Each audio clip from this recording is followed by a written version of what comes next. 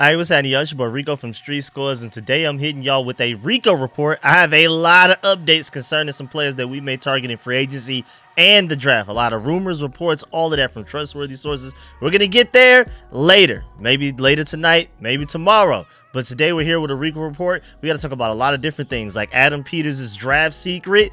Maybe we found something there. Is Washington potentially playing in Brazil versus the Chargers this upcoming season? Jayden Daniels is the 20th best player in the NFL.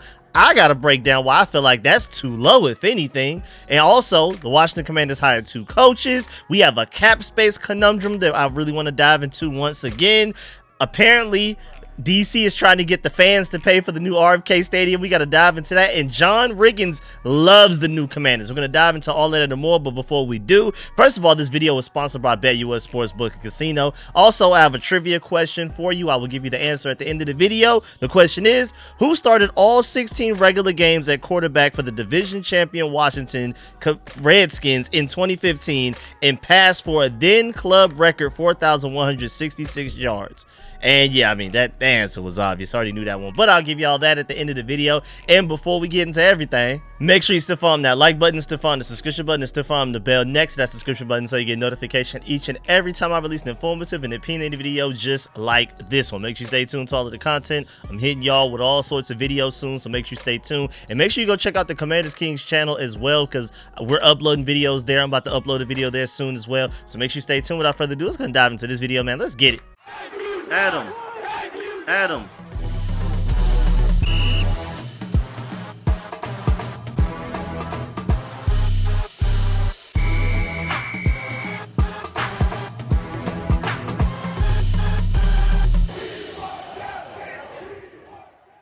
All right, so let's start with something super random. Shouts out to Ryan Fowler for noticing this. He put out a tweet and said that certain teams have specific thresholds from a height, weight, speed, length perspective, while some GMs have certain testing landmarks that can really move the needle on a player. If you take a look on the screen right now, Ryan Fowler included this picture. And he also said for Commanders general manager Adam Peters, the short shuttle, where a player's ability to quickly change direction and accelerate in a blink showcased the trend last spring to keep an eye on moving forward in this second draft. The top times from Indianapolis last year, as you can see, number 2 was Mike Sanverstill, number 3 was Luke McCaffrey, then you had Dominique Hampton right there, like top 10, maybe 11th, and then you have Ben Sinnott also still in the top 20 as well.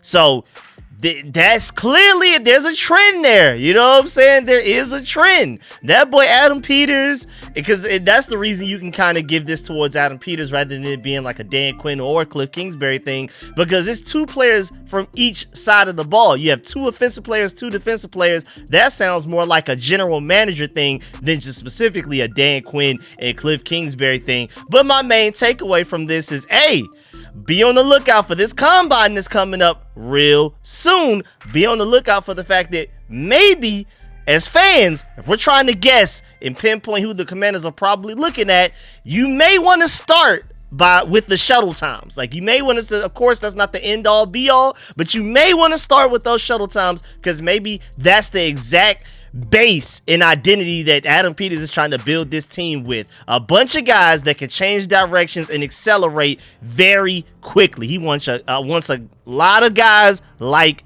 that. I mean, strength matters, speed matters. That's why the 40 time, vertical, bench press, all of those things matter. But Adam Peters, who's a genius and has shown that he does a great job of identifying college talent and then taking them to the NFL level and turning them into great players even beyond their draft picks.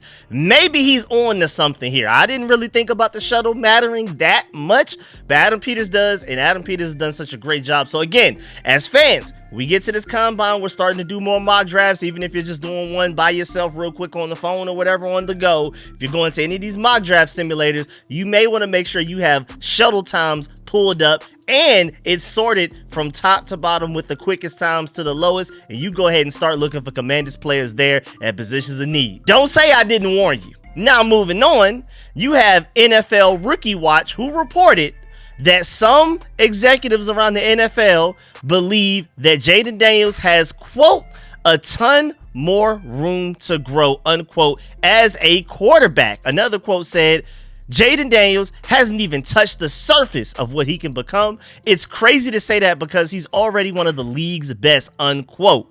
And then the tweet goes on and continues to say, Daniels is reportedly putting a focus on adding more muscle this season in hopes to reach somewhere between 215, 220 pounds by training camp. Already talked about that a couple of weeks ago. Daniels already has more career games with 0 punts and 0 turnovers in the same game than Tom Brady, Joe Montana, Peyton Manning, and Patrick Mahomes combined. And the fact that people around the NFL, not even just Commanders fans, we're talking about top executives like GMs around the NFL, feel like Jayden Daniels, scarily enough, is probably only going to get better. And then the tweet finishes up by saying the Commanders quarterback is one of the front runners for MVP next season in early odds, and he's about to add another elite weapon this off season. So that's a really loaded tweet, because at the end there, he's also saying that based off of what he's hearing behind the scenes, that sounds like the Commanders will do whatever it takes to get a running mate to Terry McLaurin, a true wide receiver too. That's something we can unpack a little bit more in another video, because I have some videos loaded up, some ideas, some windows. I'm telling y'all, it's really just a matter of time of not being busy and sitting down and getting these videos to y'all, because I have so many windows and I have things to talk about as far as like Joey Bosa, Deebo Samuel. We have more Cooper Kupp updates, Myles Garrett updates that have happened since the last time I've talked about him. So many guys to talk about. Just stay tuned for that. Either way though, you also even have Kirk Benkirk, who's been a huge fan of Jayden Daniels even before we drafted him. He tweeted, I can't wait to watch Jayden Daniels win an MVP next season. That tweet that I just gave you about all of the NFL execs feeling like Jayden Daniels hasn't scratched the surface, that was February 18th. And then Kirk Benkirk the next day, February 19th, tweeted, can't wait to watch Jayden Daniels win an MVP next season. So he's already betting on it. And then you even had back on February 12th where Jayden Daniels was talking about his jump year 2 at LSU, and basically said that it was due to the fact that he had the same system in a full off season with the same wide receivers for going into his second year in a row under all of that. So continuity is basically why he feels like he had that huge jump from his first year at LSU to his second. Now imagine what he's going to do from his first year with the Commanders to his second under the same offensive coordinator Cliff Kingsbury, all of the same coaches, Tavita Pritchard, David Blau, all of those guys. Looks like Brian Johnson's probably going to stick around as well. Anthony Lynn too. And then you also potentially not only are going to have some similar wide receivers, at the very least, you're going to have Terry McLaurin, who was the most important part. More than likely, you're going to bring back Zach Ertz as well. But then you're probably going to add another great receiver to the mix as well. So this is probably why a lot of these execs feel like Jayden Daniels, not only on just his end, is going to get better, but also the things around him, the environment that he's going into for his year 2 is probably also going to produce a second year, a better year, a leap out of him. Shouts out to DC Sports Drake, because I agree. He said folks out here talking sophomore slump. He might have a sophomore leap, which sounds insane considering the year he just had. Because again, Jayden Daniels was at Super Bowl week doing a lot of interviews, and a lot of people may have missed that part, like that one specific interview. But he did say the reason why, the thing that he credits the most with why he was so much better his second year at LSU versus the first one, was having that continuity, everything staying the same, and him having an extra offseason and another season to work at getting better. And that's literally what he's going to be able to do with Washington going into the second year. So why should we not expect him to get even better? And then also, shouts out to Madden, because they finally gave Jayden Daniels a superstar X Factor finally. I don't know what took them so long, and I still feel like they're hating on his overall rating, but hey man, we'll take what we can get. Also, even shouts out to this Ravens fan at Realm Ravens, pure diehard Ravens fan, even tweeted about the fact that Jayden Daniels, his 2024 season highlights is 54 minutes and 39 seconds long.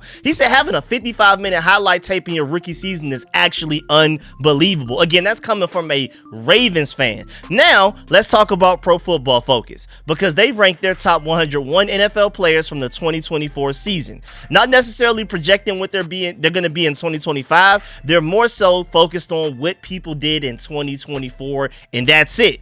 Jayden Daniels came in at 20. We're going to talk about Bobby Wagner and Terry McLaurin as well, because they made the list too. We'll get to them soon, but we got to start with Jayden Daniels. They also pointed out the fact that he had a 1.5 turnover worthy play rate, and that was best among all quarterbacks in the entire NFL. Literally number one out of all quarterbacks, not rookies, Not rookie quarterbacks. We're talking about all quarterbacks in the entire NFL. Again, they have Jayden Daniels ranked 20th. I feel like, honestly, that's too low. I really do. I feel like he's a top 5 quarterback, and so that should automatically land him at least in the top 10. I feel like you can make an argument that maybe he's even number 4 or 3 in the quarterbacks, especially when you're considering that out of all of the top quarterbacks in the NFL, nobody had a better rookie season than Jayden Daniels. Nobody in the history of the NFL. Out of all of these quarterbacks in the Hall of Fame, all of these great quarterbacks currently in the NFL, Pat Mahomes, Josh Allen, Lamar Jackson, Joe Burrow, all of these guys, none of them had the rookie season that Jayden Daniels had. And just assuming, that his trajectory keeps pointing up and forward, it's like, why wouldn't he? Why does he not have a chance to actually be the best quarterback? I feel like last year when we first drafted him, everybody was talking about like he could end up winning Offensive Rookie of the Year. Why not? And people were saying, well, there's Caleb Williams over there. Caleb Williams has the better situation. My point is, there was so much doubt on Jayden Daniels every step of the way of everything that he's ever done. When we started to get to will the Commanders even make the playoffs? Well, first of all, will we have a winning season? There was doubt there.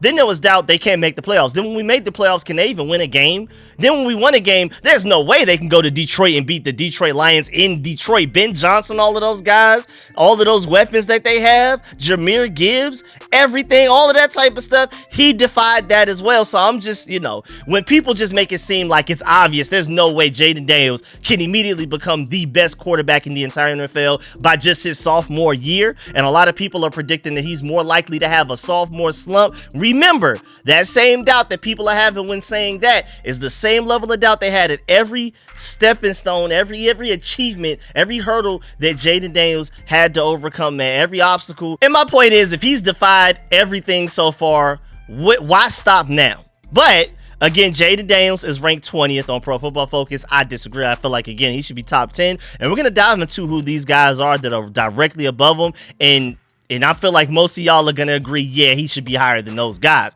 But in their article, they said, leading the Commanders to the NFC Championship game, Daniels delivered a stellar rookie season, earning a 90.6 overall grade, 5th among qualified quarterbacks and placing them among the best rookie passes of the Pro Football Focus era. He led the NFL with a 1.5% turnover-worthy play rate and was the most elusive quarterback in the league. They're talking about even more elusive than Kyler Murray, Lamar Jackson, all of those guys, forcing 52 missed tackles as a runner. While Washington must add more support around him to compete for a championship, Daniels was everything they could have hoped for in his season debut. I ain't gonna lie, in this debut season, he was even more than what I hoped for. He's surpassing my best case scenario. So again, I ask you, when anybody doubts anything that Jayden Daniels can do, why do y'all continue to do so? It's just because he has defied best case scenarios. Now let's take a look at the guys that are above him. You have safety Kirby Joseph of the Detroit Lions. Great player, not better than Jayden Daniels. Tackle Lane Johnson of the Philadelphia Eagles. Great player, not better than Jayden Daniels. Defensive tackle Cameron Hayward of the Pittsburgh Steelers. Great player, not Jayden Daniels. Cornerback Trent McDuffie, Kansas City Chiefs. One of the very few corners that you can honestly say in this current NFL, this modern NFL, where the rules are literally set up for offenses to win, for wide receivers, quarterbacks to win. One of the very few guys that you could argue that may somehow still be a lockdown corner, which is almost impossible with the way that the NFL is currently set up. Still not better than Jayden Daniels. Running back Bijan Robinson is 15th from the Atlanta Falcons. Great running back. One of the best running backs in the NFL. Not better than Jayden Daniels. My Atlanta guy, Kyle Hamilton, safety from the Baltimore Ravens. Elite player. Elite. Not better than Jayden Daniels. Tight end George Kittle of the San Francisco 49ers. Still great. I feel like Jayden Daniels is better. Cornerback Pat Surtain of the Denver Broncos won Defensive Player of the Year as a cornerback, a devalued position compared to like edge rusher and those other guys. Still not sure about him being above a quarterback, which has the highest positional value in the entire sport, arguably in all of sports. Quarterback, there's no other position, really, arguably in all the sports, that's more important than quarterback, and so more valuable than quarterback. So even him, Zach Bond at 11, Saquon Barkley at 10, you know what I'm saying? I don't know, man. Jayden Daniels, I feel like he should be top 10. TJ Watt at 9, Chris Jones at 8, Creed Humphrey at 7, Josh Allen at 6, Derrick Henry at 5, Joe Burrow at 4, Jordan Mailata at 3. Love Jordan Mailata. And this was a guy, this is probably the most right I've ever been with a draft evaluation, where I remember years ago, I was mocking the Commanders to please draft Jordan Mailata in like the 6th or 7th round, I believe it was. I can't remember, but y'all can go back and check the receipts. I was screaming, please draft this guy. He has future all-pro, great starting left tackle potential everywhere. This is probably my biggest hit in the draft space I've ever had in my career of doing this whole YouTube thing. But 3 is, he is great though, I ain't gonna lie. Then Myles Garrett, number 2, and Lamar Jackson, number 1. I still feel like Jayden Daniels should be top 10 somewhere, but we're gonna go ahead and move on. Let me know in the comment section how y'all feel. Do you feel like Jayden Daniels should be top 10? Then they have Bobby Wagner, number 41. That's cool. They said an ageless wonder. Wagner makes the Pro Football Focus 101 top for the 8th time in his career and served as the veteran leader for a Commanders team that made a Cinderella run to the NFC Championship game.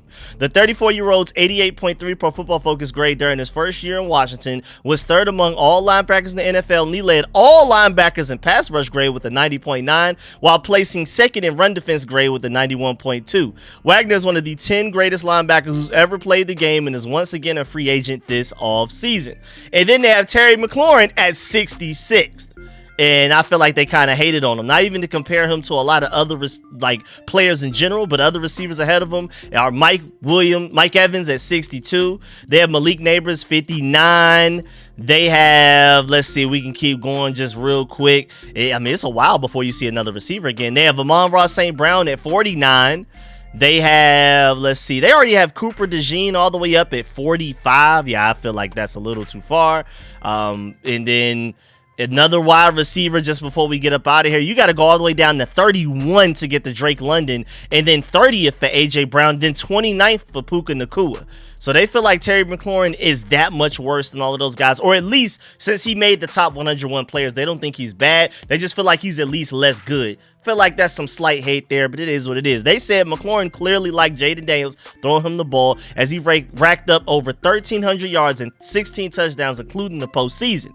His 84.8 receiving grade is his best since 2019 and places him 14th among qualified wide receivers. McLaurin was one of the just 5 qualified wide receivers who finished with a perfect 99.9 deep receiving grade. Now go get a guy that can dominate over the middle for Jayden Daniels, while Terry McLaurin is taking the lid off of the defense. Top 5 receiver there as far as being a deep threat. Let's go get a guy that can eat up in the middle of the field. I feel like a great route runner, contested catch guy would be perfect to be the complement to Terry McLaurin, because you have the best of both worlds there. But that's another discussion for another video. Now let's talk about the Washington Commanders adding 2 coaches. We added Brian Schneider, who I already talked about like last week, and Jesse Madden. They have both been added to the coaching staff. Now granted, Brian Schneider, we already talked about it last week because it was already kind of like announced via Commanders reporters, but now the Washington Commanders themselves have officially announced, like, we've hired these 2 coaches, including Brian Schneider, who we already knew we hired last week. But as of February 18th, it was a big announcement there. And of course, shouts out to Ben Standig. He said the Commanders officially announced the Brian Schneider hire as the team's new assistant special teams coordinator, and they also went ahead and announced Jesse Madden as the new offensive quality control coach. Madden, of course, a grandson of Hall of Fame coach John Madden, yes, the Madden, while we played Madden 25, Madden 26, and things like that, joins Washington directly from the University of Michigan. Jesse Madden, shouts out to Nikki Javala for this, has been added to the Commanders coaching staff. Jesse, a former quarterback and defensive back at Michigan. That's a pretty wide range of things right there. So hey, we're going to see where this goes. And this is pretty big news too, because even Adam Schefter tweeted about it and said John Madden's grandson joins the Commanders coaching staff. Like, this was like big headline of news. Even Tom Pelissero said the Commanders hired Jesse Madden, the grandson of Pro Football Hall of Famer John Madden, as an offensive quality control coach. Madden played quarterback and defensive back in Michigan and was part of the school's 2024 national championship team. And now he's already a part of our coaching staff that's filled with a lot of geniuses in it. And if Adam Peters feels like it's a good idea, then maybe this guy has something to him. Maybe this is not just nepotism, just the Madden last name. This guy may have some real potential to him. Now, of course, I couldn't tell you that. I don't know this guy well enough. But shouts out to John Com, because he wrote an article on it on ESPN. He said, we finalized our coaching staff by hiring the grandson of late legendary NFL coach and broadcaster John Madden. He will serve as the offensive quality control coach, of course. He spent his previous 4 years as a backup at Michigan, first as a quarterback quarterback, and then a defensive back. John Madden coached the Oakland Raiders to win in Super Bowl 11 at the Rose Bowl in Pasadena, California, where Michigan beat Alabama in a semifinal playoff game in 2024. That's crazy how life comes full circle. John Madden later became famous for broadcasting beer commercials and then for a video game named after him. And then, yes, his grandson plays Madden. Jesse Madden told the Los Angeles Times that he was playing the game with his teammates when the reporter called him up a few days before the Wolverines played Washington in the national championship in 2024. Quote, "For me, it's not crazy because it's all I've known my whole life," unquote. Jesse Madden told the newspaper. Madden once told the Bay Area News Group that he grew up studying his grandfather's Raiders teams during the pandemic in the spring of his junior year in high school. With a new coach and no formal practices allowed, the paper reported Jesse Madden learned 1,600 plays and organized informal workouts for his teammates. At the time, his grandfather told the newspaper, quote, "His work ethic is amazing. Even with nothing going on because of COVID, he practiced every day like he was going to play," unquote. His grandfather got to see him play in one game in Michigan, a televised 2021 win over Northern Illinois 3 months before he died December 28, 2021. Rest in peace, of course. But that's really, so at the very least, we know this guy has an insane work ethic, and it's always like Ben Johnson was not a good quarterback. David Blau, who's seen as a genius, is not a good quarterback. Bobby Slowick, Sean McVay, maybe he's one of those guys that it never worked out as a player, but when it comes to a coach, he has one of those elite minds. Maybe there's that. And then again, of course, it was already reported earlier this month that we hired Brian Schneider, but now it's officially been announced, just to let you know. Also, just to remind y'all, Schneider and Washington head coach Dan Quinn worked alongside one another with the Seahawks in 2010 and from 2013 through 2014, winning a Super Bowl together with the Seahawks. So now we have the young up-and-comer in Jesse Madden, and then we also have the familiar face with strong experience in Brian Schneider, who again, his history runs back far with Dan Quinn, and he's won Super Bowl, so he knows a thing or two about what it takes. So I like the mix of proven experience, Super Bowl pedigree, and then the young up-and-comer that, maybe the next Ben Johnson, something. I'm not going to put that label on him because we don't know much about him outside of his work ethic and his last name, but those are the type of guys that turn out to be great coaches. It just happens for some reason. And then before we move on to the second half of this video, you already know this show is provided by BetUS Sportsbook and Casino, and if you're looking for a new sportsbook, it should be BetUS for sure. First of all, they have the fastest payouts in the industry, and I know y'all want y'all money fast, and right now, BetUS is offering you a 150% sign-up bonus on your first deposit and a 125% sign-up bonus on your next two deposits for up to $2,000 with code YouTube150. That's YOUTUBE150. And they have a fast and easy deposit and withdrawal process, so it's really like, why not? Now let's take a look at some bets that we can get into directly through their website. And if you're looking on the screen right now, we have betting odds for Cooper Kupp's next team, if not the Rams. And the Commanders have the 5th best odds out of the entire NFL, only behind the Los Angeles Chargers, who have the best odds at plus 300, the Denver Broncos and Buffalo Bills, who are plus 400, and then the Pittsburgh Steelers at plus 500. Again, the Commanders have the 5th best odds at plus 600. And from all of the reports that I've already given you and all of the rumors going around from the past couple of days, really the past couple of weeks, and then I have some more information, some more updates on Cooper Kupp as well that I need to give y'all. If you believe that, where there's smoke, there's fire. If you believe Cooper Kupp will actually end up with the Commanders, whether it be through a trade, whether we just wait until they cut him and then we pick him up in free agency for fairly cheap to be our wide receiver 3 or something like that, if you believe we'll do it, with those plus 600 odds, if you put $25 down, you can end up winning $150 if we end up being the people that end up with Cooper Kupp again, whether we trade for him, sign him in free agency after the Rams cut him, whatever. If you believe Cooper Kupp will end up with the Washington Commanders this offseason, $25 could turn into $150. But of course, I'm always going to scream at y'all to please make sure, if you don't do nothing else, please make sure you gamble responsibly. Please do that. And before we get back to this video, again, right now, BetUS is offering you a 150% sign-up bonus on your first deposit and a 125% sign-up bonus on your next 2 deposits for up to $2,000 with code YouTube150. And again, please make sure, if you don't do nothing else, please make sure you gamble responsibly. Now let's get back to the second half of this video, man. All right, so the Los Angeles Chargers will be hosting a game in Sao Paulo, Brazil this upcoming season on Friday, September 5th. Just to let you know. Well, the reason that this potentially concerns the Washington Commanders is because we have a scheduled road game against the Chargers this season. So we may end up playing them week 1 in Brazil, especially with Jayden Daniels being the talk of the town.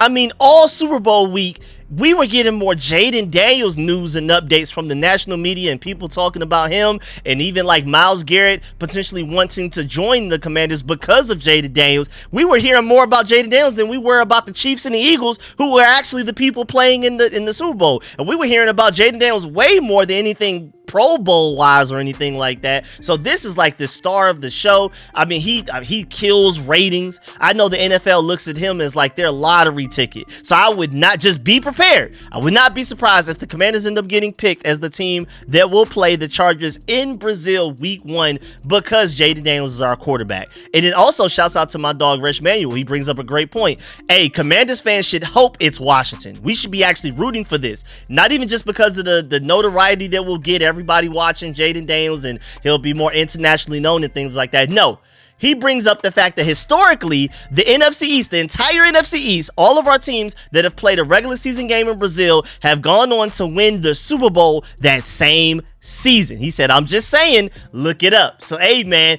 let's go play the Chargers week 1 in Brazil, because every time an NFC East team plays in Brazil, they end up winning the Super Bowl that same season. Win or loss in Brazil, you win the Super Bowl later on, so it doesn't even really matter.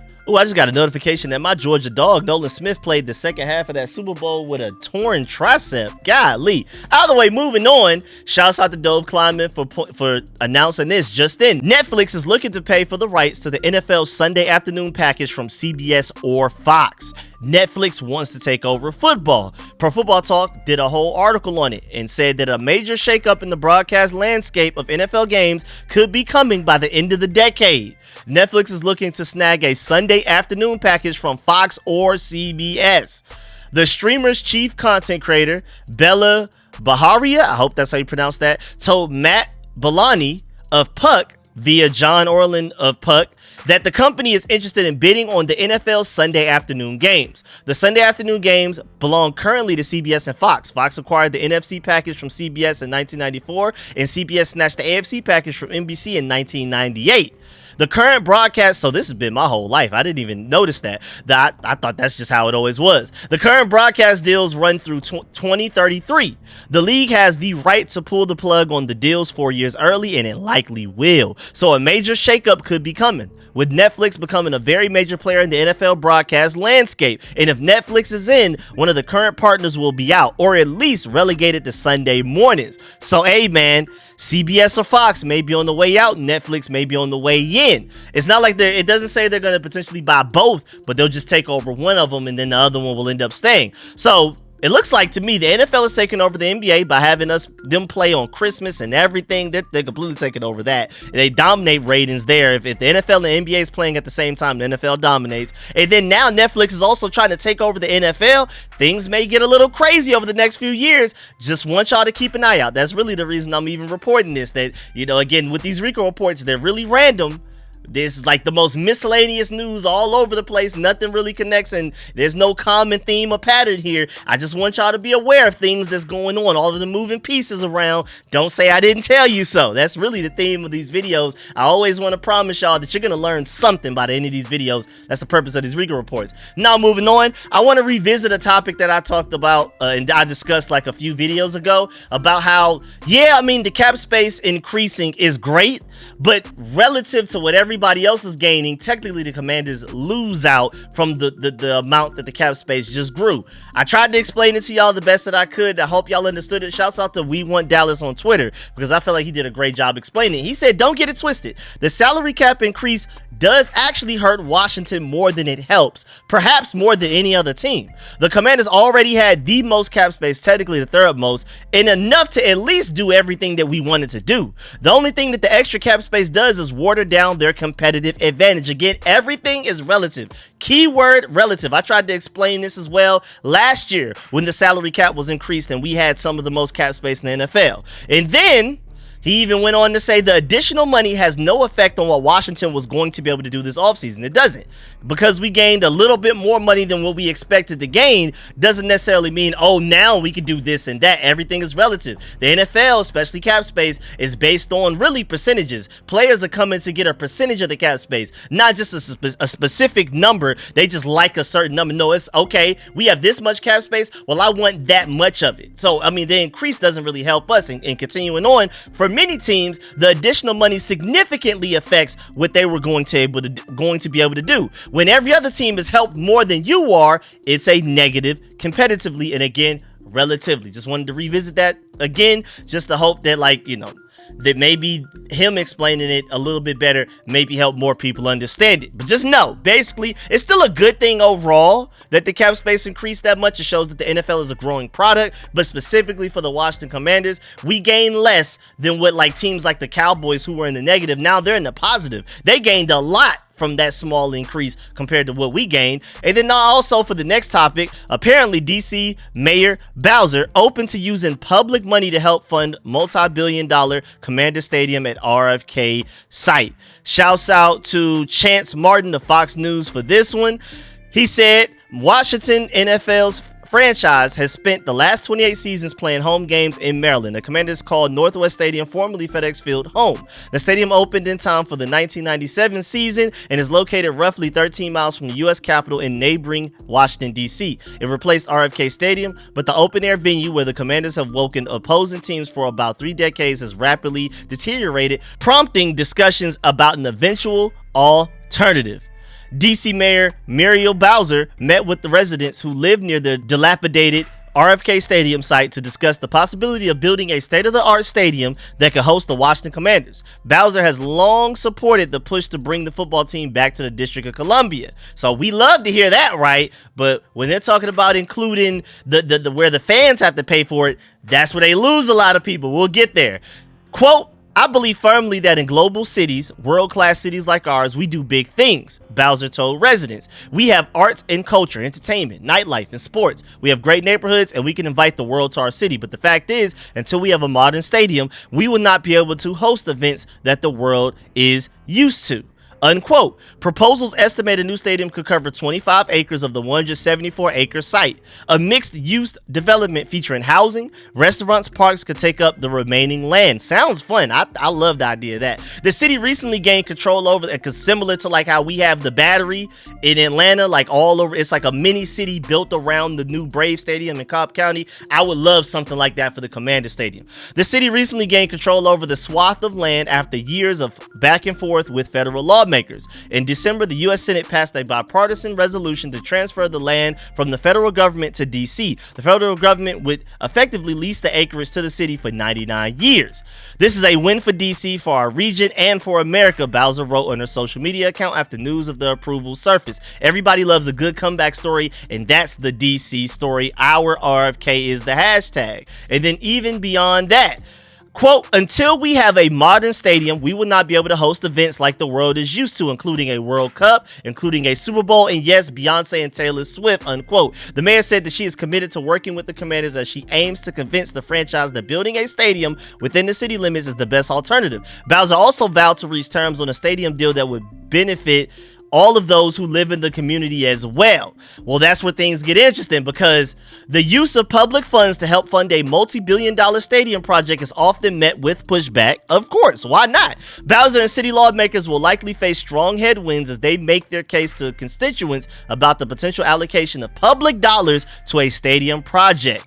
At one point during her roughly 20-minute presentation, Bowser referenced a sports study she commissioned that estimated economic benefits in excess of $1 billion. The revenue would come from a mixed-use development along with a modern NFL stadium, and the development could also create thousands of jobs. That's what her, she's like, okay, we need y'all to fund it, but hey, we can create jobs at the same time. Bowser stopped short of sharing details about the amount of public funding that she would need to be comfortable with the team using. She instead noted that her administration's detailed analysis determined that the NFL stadium would be a strong investment. So basically, please invest. We're not comfortable with sharing how much we need you to invest, but just know we're going to ask you to do so at some point. Aside from hosting the NFL team, RFK Stadium also was once home to 2 MLB teams, 2 college football teams, and multiple professional soccer clubs. The stadium was also the site of several World Cup matches, so be prepared for that. This may not only just be a Commander stadium, maybe the Wizards pull back up, maybe the Nationals, maybe we'll see, maybe the Orioles, this is not just a Commanders thing, so there's going to be a lot of support behind this stadium being not only just built in general in DC, but built the right way, like retracting roof and all of that type of stuff, where you can turn it into a dome if you need to, all of those type of things. It's not just the Commanders fighting over this. We're just the ones in front. We're the ones spearheading it. Now, even though I don't live in the DMV, I'm gonna go ahead and let y'all know this right now. I still feel like Josh Harris and them should be the ones paying for the stadium, but that's just we'll see how this all goes. Please let me know, of course, in the comment section how y'all feel about the residents having to potentially contribute to pay for the stadium. I know that's going to be a huge and a really hot topic there. And then lastly, before we get up out of here, John Riggins has some huge praise for the Washington Commanders recently. Earlier, I guess today, I think he was talking with JP Finley, and it's a whole 3-minute clip, but I'm just giving you a short quote of it. I highly suggest you go check out that clip. It's from News 4 Sports through JP Finley. John Riggins talked about the Commanders being back, Washington being back. He said, quote, "They got the right guy at quarterback. That made a huge difference, and I think Dan Quinn deserves a lot of credit. He looks like a guy that's a straight shooter, which is hard to find in the NFL," unquote. That's coming from John Riggins himself. Again, talking to JP Finley. It's a whole 2-minute and 54-second clip. If you want to go check that out, go to JP Finley's page on Twitter. He went ahead and posted that. I feel like it's definitely worth the watch. John Riggins loves what's going on with the current burgundy and gold, and all of our legends seem too. I mean, Doug Williams is always involved. They finally got Darrell Green involved, retired his number and everything. They honored everybody. They honored LeVar Arrington last year. So many greats and everything. Everybody wants to be a part of what this new burgundy and gold looks like under Josh Harris, with Magic Johnson, Mark Ine, and all of these guys, and especially being led by Jayden Daniels at quarterback, Dan Quinn at head coach, and Adam Peters at general manager, man. But yeah, man, that's the end of this video. Please get in the comment section. Let me know how you feel about everything discussed in the video. Please still follow that like button, still follow the subscription button, still follow the bell next to that subscription button so you get notification each and every time I release an informative and opinion video just like this one. I can't wait to get into the comment section in this video, because with the Rico report, we hop from topic to topic, but I feel like a lot of these topics were pretty controversial, so I can't wait to hear y'all opinions on Jayden Daniels being ranked 20th. How do you feel about Adam Peters' draft strategy? How do you feel about Mayor Bowser wanting y'all to basically pay for the stadium, or to at least contribute a large portion of it? How do y'all feel about the Commanders potentially playing in Brazil week 1 against the Chargers, and the fact that historically when NFC's teams play in Brazil, they go into win the Super Bowl that same year? How do you feel about us hiring John Madden's grandson to the staff? How do you feel about how John Riggins feels about the Commanders? All of that, man. I can't wait to get in the comment section to see how y'all feel about all of those different things. And of course, as promised, I promised y'all the answer to the trivia question from earlier. The answer is Kirk Cousins. I feel like that was a fairly easy one as well, so I'm gonna make sure I update y'all and give y'all another one tomorrow when I do another video. If I come out with another video tonight, I probably won't have a trivia question for that, but be on the lookout for more trivia questions. I'm trying to get back to doing not only just at least 1 video a day, but like 2 to 3, now that I will be a little less busy moving forward for like the next couple of weeks. So make sure you stay tuned for all of that. Of course, I appreciate y'all. If you made it this far in the video, you deserve a salute just off of that alone. And of course, please make sure you leave a like on the way out, and remember that this video is sponsored by BetUS Sportsbook and Casino. And make sure, if you don't do nothing else, please make sure you gamble responsibly. I really appreciate y'all. Again, leave a like on the way out. I'm gonna catch y'all later. I'm out.